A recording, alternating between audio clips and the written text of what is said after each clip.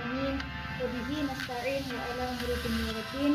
Wassalatu wassalamu ala asyrafil anbiya'i wal mursalin sayyidina wa maulana Muhammadin wa ala alihi wa sahbihi ajma'in.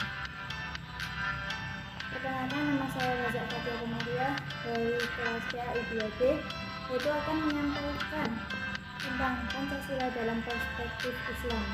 Sebagaimana kita ketahui bahwa Islam adalah agama wahyu berintikan tauhid atau keesaan Tuhan yang diturunkan oleh Allah kepada Nabi Muhammad SAW. Pancasila merupakan dasar negara pemersatu dan jati diri bangsa Indonesia yang majemuk, serta alat pemersatu bangsa Indonesia, karena bangsa Indonesia memiliki keberagaman suku, agama, bahasa daerah, serta adat istiadat. Nah, pengertian dari tafsir adalah ilmu yang membahas tentang Al-Quran dari segi dilalahnya berdasarkan maksud yang dikehendaki oleh Allah sebatas kemampuan manusia. Di sini saya akan menyampaikan tentang pengertian sistem nilai dalam Pancasila. Sistem nilai berasal dari dua kata, yaitu sistem dan nilai. Sistem adalah susunan kesatuan yang tidak bisa berdiri sendiri, tetapi berfungsi membentuk kesatuan secara keseluruhan. Nilai adalah sesuatu yang ideal, merupakan sesuatu yang dicita-citakan, yang diharapkan, dan menjadi keharusan. Sesuatu dikatakan bernilai apabila berguna, bermanfaat, benar, dan baik bagi kehidupan manusia. Nilai-nilai dalam Pancasila merupakan satu kesatuan yang bulat dan utuh. Jadi masing-masing saling berhubungan dan melengkapi. Seperti kita makhluk sosial, kita melengkapi satu dengan yang lainnya. Nilai-nilai tersebut menjadi satu kesatuan sistem nilai yang dimiliki bangsa Indonesia yang akan menentukan pola sikap, tingkah laku, dan tindakannya bangsa Indonesia. Sila-sila dalam Pancasila tidak dapat dipisah-pisah atau dibagi-bagi karena setiap sila dalam Pancasila saling menjiwai dan dijiwai satu sama lain. Nilai-nilai dalam Pancasila. Nah, di sini saya akan menyampaikan nilai-nilai dalam Pancasila, yaitu pada sila pertama, ketuhanan yang Maha Esa. Sila ini menunjukkan nilai bahwa negara mengakui dan melindungi kemajemukan agama di Indonesia. Negara kita mendorong warganya untuk membangun negara dan bangsa berdasarkan nilai-nilai ketuhanan. Adapun nilai yang terkandung dalam sila ini yaitu 1. Bangsa Indonesia percaya dan takwa kepada Tuhan Yang Maha Esa sesuai agama dan kepercayaan masing-masing. 2.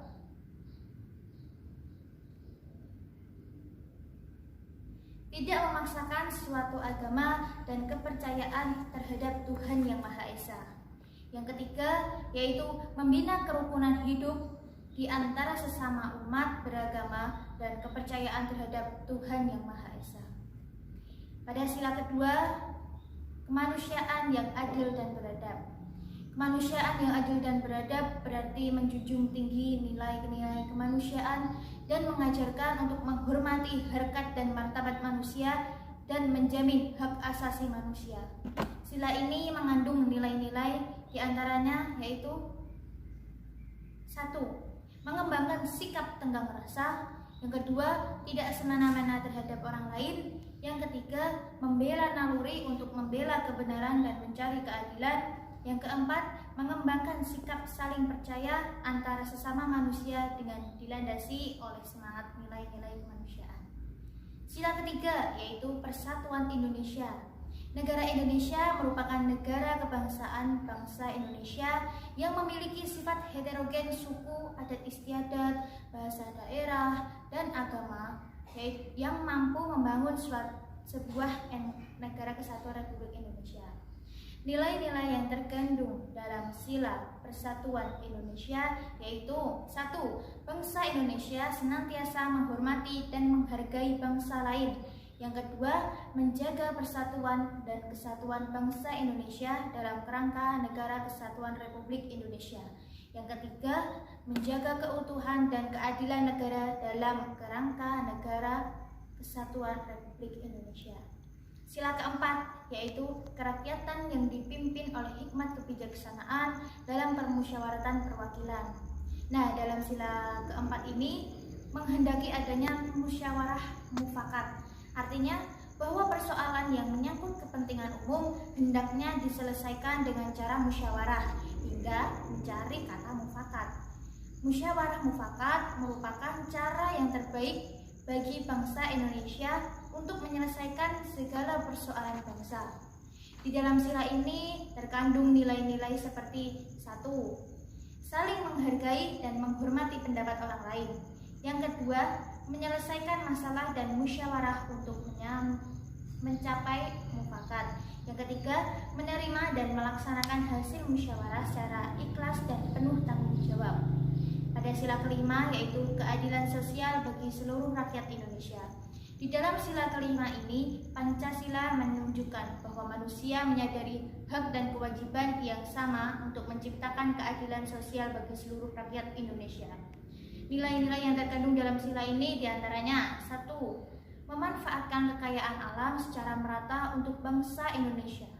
2. Menjunjung hak warga negara berdasarkan sikap non-diskriminatif. Yang ketiga, mewujudkan kemakmuran bagi seluruh rakyat Indonesia. Keterkaitan Pancasila dalam Al-Quran, yaitu pada sila pertama, ketuhanan yang Maha Esa. Itu terdapat dalam surat Al-Ikhlas ayat 1. Bismillahirrahmanirrahim. Qul huwallahu ahad. Artinya, katakanlah Muhammad, dialah Allah yang Maha Esa. Jadi intinya, dialah Allah Tuhan yang satu, yang Maha Esa, yang tiada tandingannya, tiada pembantunya, tiada lawannya, tiada yang serupa dengannya, dan tidak ada yang setara dengannya. Pada sila kedua, yaitu kemanusiaan yang adil dan beradab. Ini terdapat dalam surat An-Nisa ayat 135. A'udzubillahi minasyaitonirrajim. Ya ayyuhalladzina amanu kunu qawwamina bil qisti syuhada'a lillahi walau ala anfusikum awil walidaini wal aqrabin iyakun ghaniyan aw faqiran fallahu awla bihima fala tattabi'ul hawa an ta'dilu wa in tarbu aw tu'ridu fa innallaha kana bima ta'maluna khabira. Yang artinya, wahai orang-orang yang beriman, jadikanlah kamu penegak keadilan, menjadi saksi karena Allah, walaupun terhadap dirimu sendiri atau terhadap ibu, bapak, dan kaum kerabatmu. Jika dia yang terdakwa kaya ataupun miskin, maka Allah lebih tahu kemaslahatan atau kebaikannya. Maka janganlah kamu mengikuti hawa nafsu karena ingin menyimpang dari kebenaran, dan jika kamu memutarbalikkan kata-kata atau enggan menjadi saksi, maka ketahuilah Allah Maha teliti terhadap segala apa yang kamu kerjakan. Jadi intinya, Allah memerintahkan kepada hamba-hambanya, yaitu kita, orang yang mukmin, agar menegakkan keadilan, dan janganlah mereka bergeming dari keadilan itu barang yang sedikit. Sila ketiga, yaitu persatuan Indonesia, itu terdapat dalam surat Al-Hujurat ayat 13.